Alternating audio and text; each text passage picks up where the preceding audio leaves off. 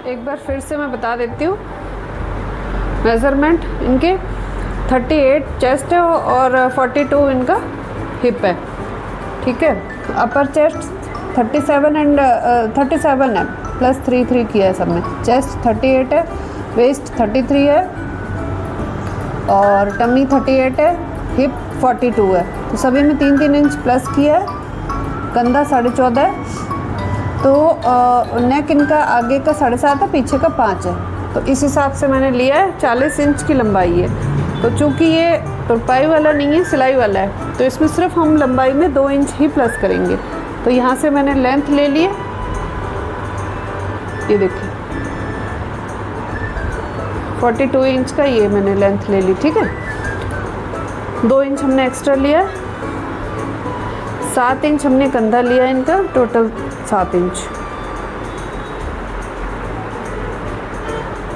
अब 1 इंच यहाँ पे डाउन का निशान लगाया है, 3.25 इंच पे नेक लेके, क्योंकि बैक का छोटा है इसलिए हमने 3.25 लिया है। 3 भी ले सकते हैं पर 3.25 लिया है मैंने, ठीक है। 3.25 ये लिया है और 1 इंच यहाँ पे डाउन करके मैंने निशान लगाया हुआ है, कट कर दिया अभी ऊपर का, ठीक है। तो ये जो है ना, जब यहाँ से हम नापेंगे, देखिए ये तो बैक का कटिंग हो जाएगी, अभी बैक की कटिंग अलग कर लेंगे, और ये अब आपके फ्रंट की कटिंग हो जाएगी। इसको काटने के बाद जब हम बाजू जोड़ते हैं ना, तो आधा इंच अंदर से ही जाता है। तो जब यहाँ से मैं मेज़र कर रही हूँ तो ये इनका आर्म होल 20 जा रहा है, तो ये पूरा 20 बैठ रहा है, ठीक है। पूरा मतलब 10 के आसपास ये आ रहा था यहाँ पे, इस जगह पे देखिए यहाँ पे आ रहा था। तो इसका मतलब बिल्कुल ठीक है, क्योंकि आर्म होल इनकी गोलाई जो है ना 20 इंच जा रही है। अब 37 का 1/4, 37 में 3 इंच, सभी में 3-3 इंच प्लस किया मैंने। तो 37 का अपर चेस्ट का 40 हो गया इनका, तो 40 का ये 10 ले लिया, 1/4 ले लिया यहाँ पे, ठीक है। प्लस 2 इंच जो आपको कपड़ा जितना भी छोड़ना है। ये आपका 41 है चेस्ट, तो इसका भी 1/4 ले लिए, 10.25। ये देखिए ये 10.25 है, ये 10.25 है, ये 10 है कमर, और ये 36 हमें रेडी करना है, तो 9 ले लिया यहाँ पे हमने, ठीक है, वेस्ट। और ये हिप हमने 45 रेडी करनी है, तो 11.25 ले लिया। प्लस इसमें आपको 1.5 से 2 इंच जो भी मार्जिन छोड़ना है वो आप छोड़ सकते हो। सूट में 1.5 से 2 इंच रखते हैं हम। ये तुरपाई वाला नहीं है, सिलाई वाला है, इसलिए 1.5 इंच आप रख सकते हो आराम से। नीचे मैंने 1.5 ही रखा है यहाँ पे, इससे ज़्यादा नहीं रखना। 1.5 से 1.25 इंच मैक्सिमम रख सकते हो आप तुरपाई वाले में, ठीक है। तो ये मैं कटिंग कर लूँगी, इसको रख के बैक की कटिंग हो जाएगी, उसके बाद ये वाली कटिंग होगी। ये जो कटिंग आ रही है फ्रंट की बाद में होगी। Thank you. ये देखिए मैंने बैक के लिए ये कपड़ा फोल्ड कर लिया, ठीक है। ये सेंटर फ्रंट है।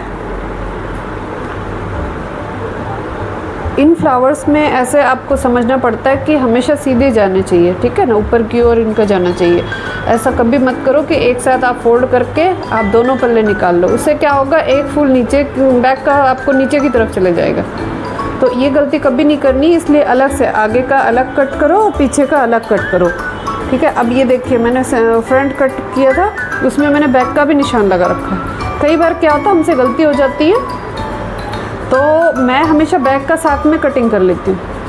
अभी ये इसको रख के मैं पीछे का ये काट लूँगी पल्ला पूरा, फिर उसके बाद ये कटिंग दे दूँगी। तो उससे क्या है, हमारी गलती नहीं होती। कई बार जल्दी में हमारा ये कट जाता है, आगे का ही पूरा, दोनों आगे मतलब पीछे वाला जो पल्ला है ना वो भी शॉर्ट ये हो यहाँ से हो जाता है। तो ये काम ना करें, ठीक है। ये फ्लावर हमेशा ध्यान रखें कि ये ऊपर को ही जाने चाहिए, इस हिसाब से इसकी कटिंग करें। तो पहले आगे का निकाल लो, फिर रख के उसको पीछे का निकाल लो। तो इस तरीके से आप दोनों पल्ले निकाल सकते हैं। अभी मैं आपको स्लीव बताती हूँ कैसे निकालनी है। अब आप देखें कि मैंने ये बैक प्लेट का निशान किस हिसाब से लगाया है।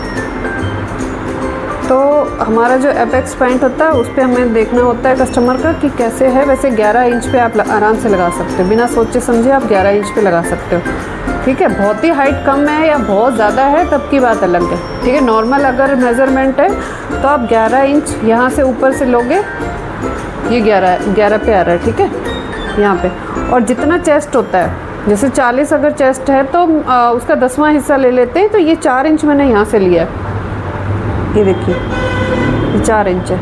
और हाइट अगर कम है तो 7 साढ़े 7 इंच रखो, नहीं तो 8 इंच तक आप इसको डार्ट को दे सकते हो, बैक जो डार्ट डलती है। ठीक है, देखिए मैंने 7.5 रखा है। ये देखिए ये यहाँ से यहाँ तक ऐसे बिल्कुल इसी पॉइंट को पकड़ के आप बैक इधर दूसरी तरफ भी निशान लगाएंगे, इसको पकड़ के यहाँ पे निशान लगाएंगे, तो 7.5 इंच की दोनों साइड में आपको डार्ट मिल जाएगी। थैंक्स।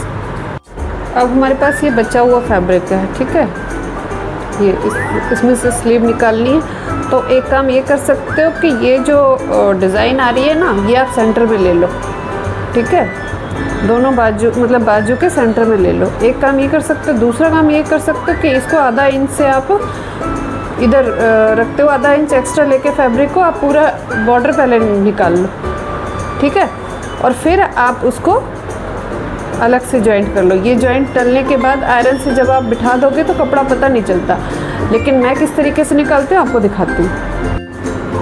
चूँकि स्लीव पे भी इसका बाजू की हमें फ्लावर्स का ध्यान रखना पड़ेगा कि ये सीधा डायरेक्शन में ही आए, ठीक है ना।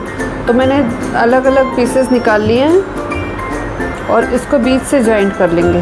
बीच से जॉइंट करने के बाद फिर हमें लेंथ निकाल लेनी है। लेंथ मैंने मेज़र कर ली है, ठीक है, मैंने निशान भी लगाया हुआ।